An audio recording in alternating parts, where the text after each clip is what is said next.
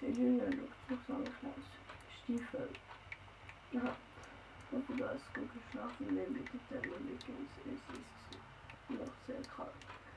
Und Schal und Rollkragen. Mami. Ich habe Braun gehabt. Ja. Nicht den schönen. O czym? Aber es war nicht so ein Albtraum gewesen. Nicht so Albtraum, sondern so ein nicht schöner Traum. Ich weiß nicht, irgendwie. Ich weiß nur noch den Hauptteil. Nein, ich weiß eigentlich noch alles. Aber wenn ich so ein bisschen zurückdenke, wieso das eigentlich alles passiert ist, dann fällt mir der ganze Anfang fällt mir nicht mehr. Aber nur noch ein bisschen. Wir sind in einem Hotel und es sind so mehrere Hotels mit Übergang und die Übergänge sind Restaurants.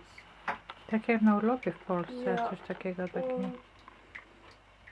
Und, jedenfalls, keine Ahnung. Ich weiß noch nicht, wie ich dort bin.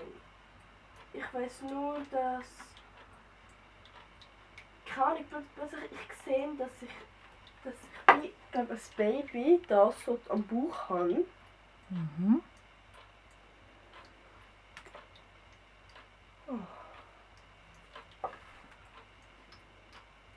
Mów dalej, mów. A to będzie, muzykę się podłoży, a głos się usunie, wiesz?